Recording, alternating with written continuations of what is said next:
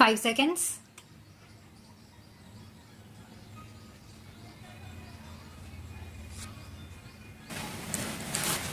Let me begin by extending sincere congratulations to the Prime Minister of Bangladesh, Her Excellency Begum Khalida Zia, on her election as chairperson of SAARC. I also express my heartfelt appreciation to the government and people of Bangladesh for the excellent arrangements made for this historic summit. We have been overwhelmed by the warm and friendly hospitality extended to us since our arrival in Dhaka.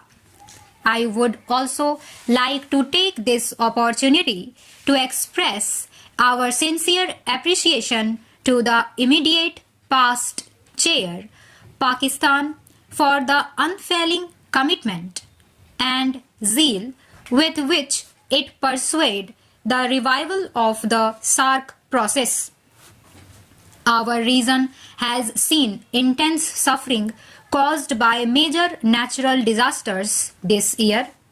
Sri Lanka, Maldives, and India were victims of the tsunami in the early part of the year, and now Pakistan and India have suffered from a major earthquake which has wiped out entire towns and villages.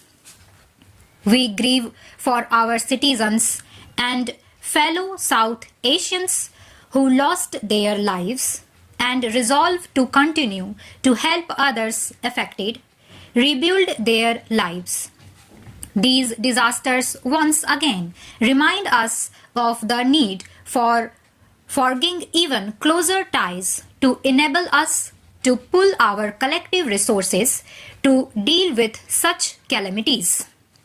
This summit should evolve regional mechanisms for effective and timely cooperation in disaster relief and management.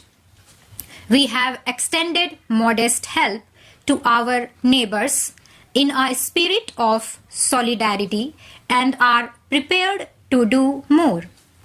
We are glad that India's offer to host the SAARC Center for Disaster Preparedness has been accepted. Disaster management is an issue whose urgency compels us to address it with serious of purpose. The possibilities for meaningful cooperation range from early warning systems to relief and reconstruction. It is incumbent on us to do more in this area, drawing on existing experience in South Asia.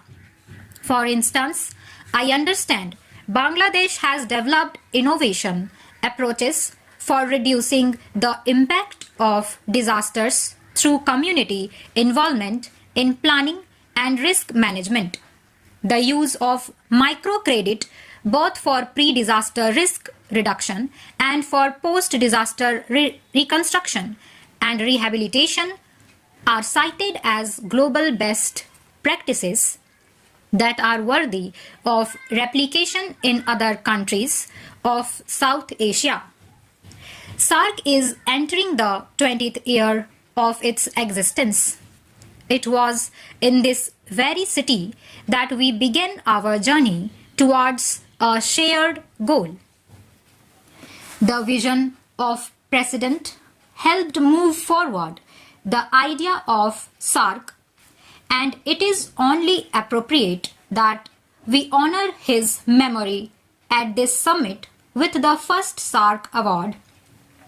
At this point in SAARC's journey, it is fair to ask whether in these 20 years we have done justice to that initial blueprint for regional cooperation. The honest answer is that regional economic cooperation in South Asia has fallen far short of our expectations. It remains far behind the more successful examples in both Asia and other regions of the world.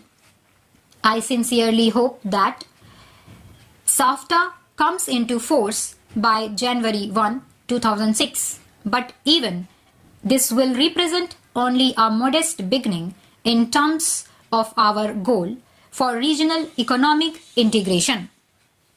It is important that we assess South Asia regional cooperation in the larger Asian context. Today, ASEAN is evolving rapidly into a truly integrated economic community. Parallel to this intra-Asian integration is the broader movement towards economic integration in the context of the proposed East Asian Economic Summit. We are clearly witnessing nothing short of an Asian resurgence based upon the rebuilding of the pre-colonial arteries of trade and commerce that created a distinct ancient identity in the first place. My question is SAARC prepared to be an integral part of this emerging ancient resurgence, or is it content to remain marginalized at its periphery? If our region wishes to be a part of the dynamic Asia, which is emerging in our neighborhood, then we must act and act speedily.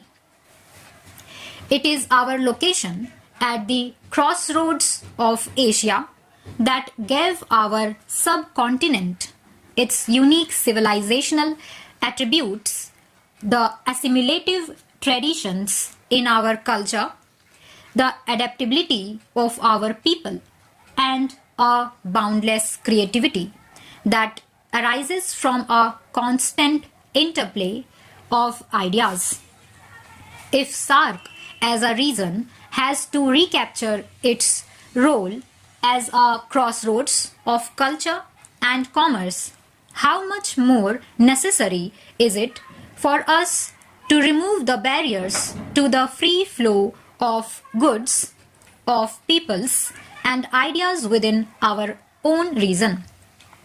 We cannot be the crossroads of Asia but remain disconnected within our own region.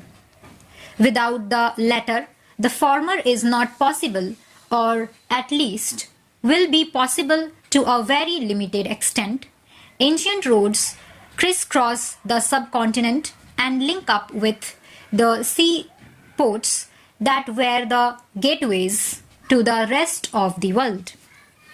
Our rivers form the waterways over which people and cargo traveled across the region, but those has not been developed. Stop.